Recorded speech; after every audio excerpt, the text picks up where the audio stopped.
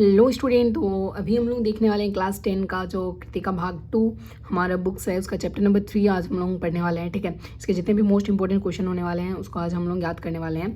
तो चलो हमारा टॉपिक स्टार्ट करते हैं। टॉपिक है हमारा मैं क्यों लिखता हूँ। इसको अज्ञे ने अज्ञे इसका क्या है, लेखक है। तो चलो इसका हम लोग MCQs कभी बाद में कर लेंगे। अभी आप लोग देख सकते हो, इसको वीडियो पॉज करके इसका MCQs सब आप लोग पढ़ सकते हो। ठीक है, तो चलो हम लोग लॉन्ग क्वेश्चन की ओर बढ़ते हैं। सबसे पहला क्वेश्चन है हमारा, सबसे पहला क्वेश्चन है लेखक अज्ञे के अनुसार प्रत्यक्ष अनुभव की अपेक्षा अनुभूति उनके लेखन में कहीं अधिक मदद करती है, क्यों।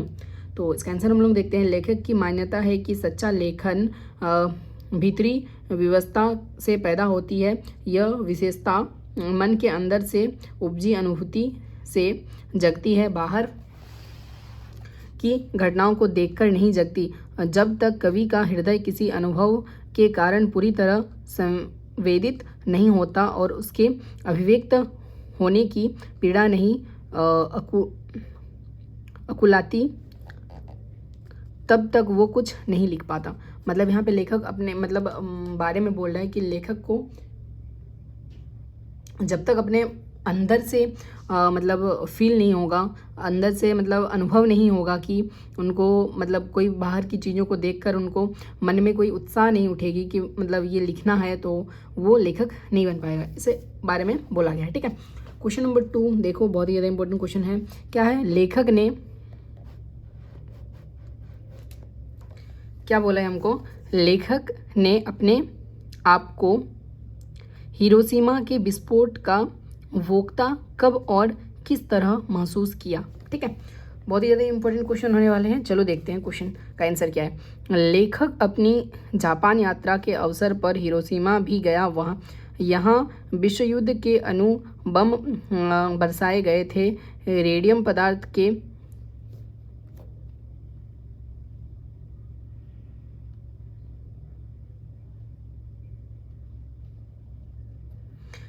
पदार्थ के आहत लोगों ने लंबे समय तक कष्ट भोगा। लेखक उनसे मिला भी, इस प्रकार उसे प्रत्यक्ष अनुभव भी हुआ, पर यह अनुभव पर्याप्त नहीं है। अनुभूति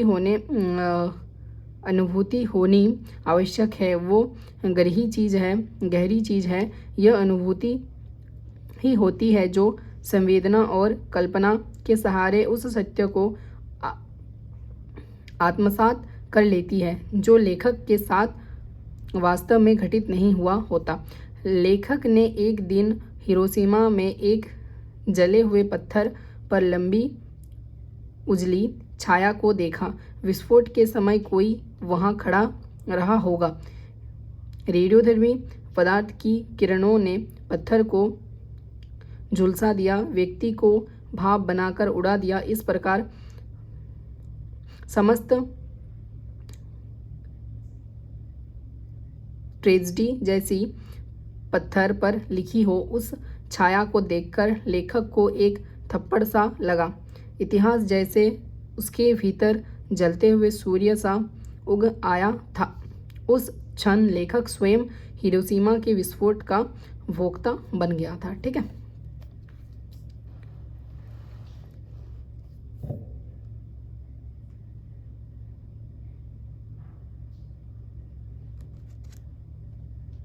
चलो नेक्स्ट क्वेश्चन की ओर बढ़ते हैं। नेक्स्ट क्वेश्चन है हमारा क्वेश्चन नंबर 3। क्या बोल रहे हैं, मैं क्यों लिखता हूँ के आधार पर बताइए कि लेखक को कौन सी बातें लिखने के लिए प्रेरित करती है। ठीक है, तो इसमें हो गया हमारा प्रेरित करती है आमयांतर विशेषता की से मुक्त पाने की लालसा। ख्याति मिल जाने के बाद बाहरी विशेषता के कारण संपादक का आग्रह और प्रकाश का तकाजा, आर्थिक आवश्यकता।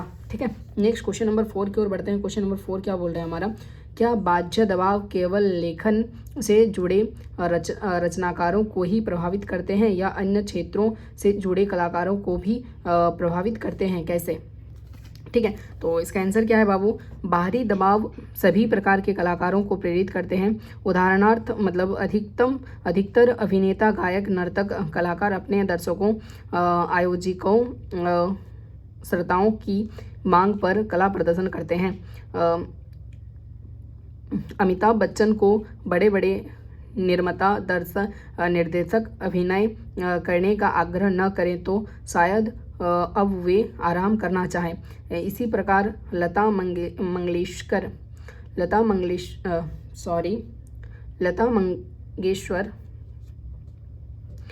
भी 50 साल से गाते गाते थक चुके होंगे। अब फिल्म निर्माता, संगीतकार और प्रशंसक की ही उन्हें गाने के लिए बाध्य करते हैं। ठीक है, नेक्स्ट क्वेश्चन की ओर हम लोग बढ़ते हैं। क्वेश्चन नंबर 5 क्या बोल रहे हैं? हिरोशिमा पर लिखी गई कविता लेखक के अंत व बाह्य दोनों दबाव का परिणाम है, यह आप कैसे कह सकते हैं? ठीक है, तो आंसर देखते हैं हम लोग क्या बोल रहे हैं। लेखक स्वयं हिरोशिमा गया और वहां अस्पताल में अणु विस्फोट के घायल लोगों को देखा। इस प्रकार वे प्रत्यक्ष अनुभव हुआ, पर अभी अनुभूति का होना शेष था और अनुभूति अनुभव की अपेक्षा ज़्यादा गहरी चीज़ है। एक दिन जब उसने हिरोशिमा की सड़क पर घूमते हुए एक झुलसे पत्थर को देखा, तब वो उस पर अनंत दबाव पड़ा। पहला प्रभाव बाह्य था। जब दोनों प्रभाव संयुक्त हुए तब लेखक के भीतर की आकुलता जागी। यह बुद्धि बाह्य के क्षेत्रों में बढ़कर संवेदना अंत क्षेत्र में आ गई। कभी इससे अपने को अलग न कर सका और अचानक एक दिन हिरोशिमा कविता का जन्म हो गया। यह कविता उसने जापान में नहीं, भारत लौटकर रेलगाड़ी में बैठे बैठे लिखी। ठीक है, नेक्स्ट क्वेश्चन की ओर हम लोग बढ़ते हैं। हिरोशिमा की घटना विज्ञान का भयानक दुरुपयोग है। आपकी दृष्टि में विज्ञान का दुरुपयोग कहाँ कहाँ और किस तरह से हो रहा है? ठीक है, चलो इसको पढ़ते हैं। हिरोशिमा की घटना विज्ञान का भयानक दुरुपयोग है। इस अणु विस्फोट के सारी मानवता को झंझोर कर रख दिया है। इनसे विज्ञान की कुरूपता को उजागर कर दिया। इसी घटना के बाद विज्ञान को अभिशाप माना जाने लगा। इसने विज्ञान की शक्ति का दुरुपयोग किया। ठीक है,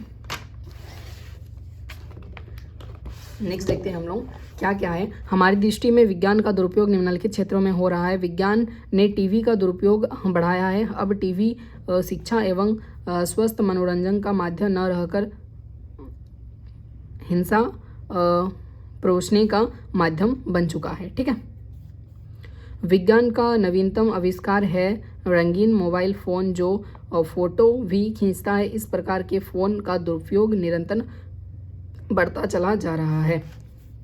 विज्ञान ने लोगों को मानसिक शांति छीन ली है। विज्ञान का संबंध केवल बुद्धि से ही, हृदय से नहीं। ठीक है, विज्ञान की सहायता से अनेक सेटिंग ऑपरेशंस चलाए गए हैं। कई बार तथ्यों को तोड़ मड़ोड़ कर प्रस्तुत किया गया, जिससे कई प्रतिष्ठित व्यक्तियों की छवि घुमिल हुई। ठीक है, नेक्स्ट क्वेश्चन हमारा क्वेश्चन नंबर 7। क्वेश्चन नंबर 7 की ओर बढ़ते हैं हम लोग। क्वेश्चन नंबर 7 क्या बोल रहे हैं बाबू? क्वेश्चन नंबर 7 बहुत ज़्यादा इंपॉर्टेंट क्वेश्चन होने वाला है। क्वेश्चन नंबर 7 है हमारा, एक संवेदनशील युवा नागरिक की हैसियत से विज्ञान का दुरुपयोग रोकने में आपकी क्या भूमिका होनी चाहिए? ठीक है, तो चलो इसको देखते हैं हम लोग क्या कर सकते हैं। मैं एक संवेदनशील युवा नागरिक हूँ। मैं सारी दुनिया को नहीं बदल सकता, परंतु स्वयं को बदल सकता हूँ। मैं विज्ञान के जिस भी यंत्र की बुराइयों के बारे में जानता हूँ, उनसे दूर रहने का प्रयत्न करता हूँ। मैं प्लास्टिक थैलों तथा वस्तुओं का कम से कम प्रयोग करता हूँ। बाजार में उपलब्ध कोक या सॉफ्ट ड्रिंक नहीं पीता। पिज़्ज़ा, बर्गर आदि भी नहीं खाता। मैंने संकल्प लिया है कि कभी भी लिंग भेद का विचार मन में नहीं आने दूंगा। मैं भूलकर भी भ्रूण हत्या जैसा दुष्कर्म नहीं करूंगा। ठीक है, नेक्स्ट क्वेश्चन हो गया हमारा क्वेश्चन नंबर 8। अजय जी के लेखन के लिए बाहरी दबावों का कितना महत्व है? ठीक है, अजय जी अपने लेखन के लिए प्रकाशक, संपादक या धन प्राप्ति आदि की प्रेरणा को आवश्यक नहीं मानते हुए इन प्रेरणाओं के अभाव में लिखते हैं, परंतु यदि वे प्रेरणाएं उन पर दबाव बनाएं तो भी इसमें उन्हें कोई बाधा नहीं प्रतीत होती। उन्हीं के शब्दों में, मुझे इस सहारे की ज़रूरत नहीं पड़ती, लेकिन कभी उससे बाधा भी नहीं होती। नेक्स्ट क्वेश्चन की ओर हम लोग बढ़ते हैं। Question number 9। अजय जी ब्रह्मपुत्र ब्रह्मपुत्र नदी में बम फेंकने और हिरोशिमा के विस्फोट में कौन कौन सी समानता देखी? अज्ञे जी, ब्रह्मपुत्र नदी में बम फेंकने और हिरोशिमा के विस्फोट में व्यर्थ जीवनाश की समानता देखी है। सैनिकों को थोड़ी सी मछलियों की आवश्यकता होती थी, इसके लिए वे ब्रह्मपुत्र नदी में बम फेंककर हजारों मछलियों को व्यर्थ में मार डालते थे। यह जीवों का सरासर अफवाह था। इसी प्रकार हिरोशिमा में व्यर्थ ही लाखों मानवों को मार डाला गया। ठीक है, नेक्स्ट क्वेश्चन की ओर हम लोग बढ़ते हैं। Question number 10। क्वेश्चन नंबर 10 क्या बोल रहे हैं? बाहरी दबाव भीतरी उन्मेष किस प्रकार बनता है? ठीक है, कोई बार प्रकाशक, संपादक या धन के आग्रह से लिखा गया साहित्य भी मन के आंतरिक अनुभव को जगा देता है, तब प्रकाशक का तकालजा या संपादक का आग्रह या धन की इच्छा प्रमुख नहीं रहती, वो केवल सहायक यंत्र का काम करती है। उसके बहाने लेखक के मन में किसी भावना या सच्चा उन्मेष हो जाता है और वो अच्छी कृति की रचना कर लेता है। ठीक है, नेक्स्ट क्वेश्चन बढ़ते हैं। Question number 11। क्वेश्चन नंबर 11 क्या बोल रहे हैं? हिरोशिमा का हाल देखकर भी लेखक तत्काल क्यों नहीं लिख सका? हिरोशिमा में सब कुछ देखकर भी लेखक तत्काल इसलिए नहीं लिख सका क्योंकि अभी अनुभूति प्रत्यक्ष की कसर थी। जब एक दिन उसने जले हुए पत्थर की झुलसी छाया को देखा, तब सारी ट्रेजेडी साकार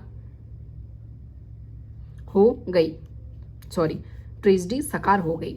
इसके बाद लेखक के अंदर की व्यवस्था जगी और उसने एक कविता लिख डाली जो कि अनुभूति प्रस्तुत थी। ठीक है, 12 नंबर क्वेश्चन जो कि इस चैप्टर का लास्ट क्वेश्चन है हमारा। चलो इसको देखते हैं। क्वेश्चन क्या है?